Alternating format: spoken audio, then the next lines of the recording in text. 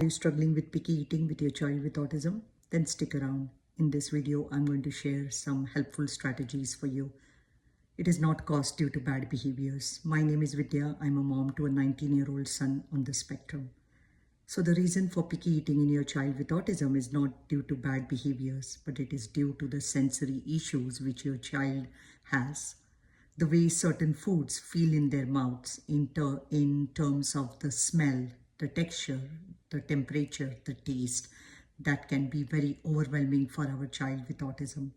That's the main reason why children with autism are picky eaters. But there are many things we can do at home in order to help them. First, many children with autism, they have a preference for beige foods. These are foods like chips, crackers, chicken nuggets, cookies, because they know exactly what to expect each time they eat it. They like predictability, and these foods provide them. So these are safe foods for our children with autism. So it's very important for us. We do not take away the safe foods for our child and try to include safe foods in every meal, because we definitely know our children will eat it. If you have heard from a doctor or a pediatrician telling you to take away the child's safe foods and starve them, kindly do not listen to it. That's not true. We absolutely have to provide our child with autism the safe foods.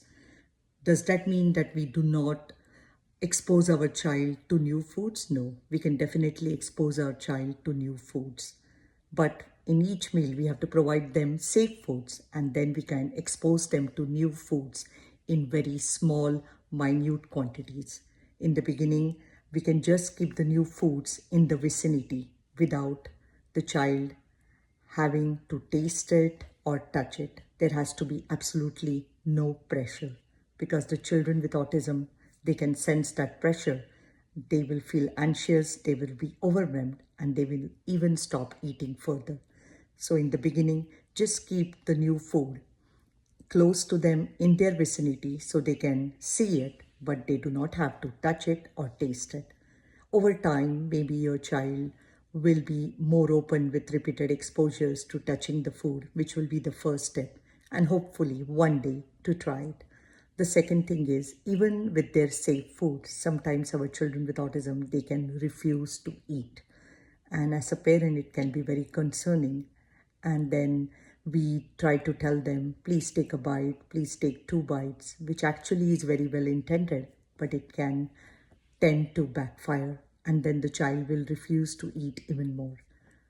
So make sure that you do not use any pressure, because your child can sense it, and then that will cause them to further avoid eating foods, even if it's their safe foods. The next thing is, try to keep your child on a routine, even for their meals, because many children with autism, they have smaller appetites and they tend to eat a lot of snacks in between meals, which affects their appetite. So they eat so many snacks, so then they are not hungry during the meal times. Try to include some healthy snack options for them, but make sure that you keep a routine for the eating, so that way the child is more open to eating during the meal times.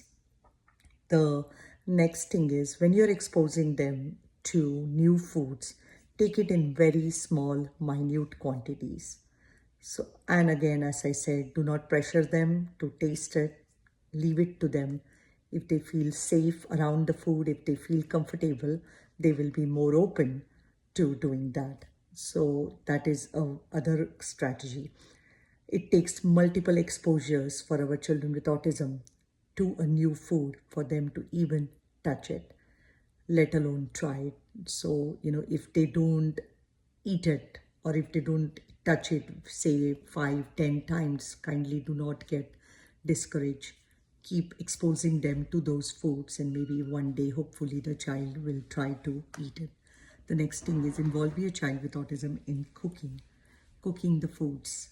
That way the child is more uh, open to trying the new foods, because they are actually involved in making that food. So that will also help in your child willing to try those foods.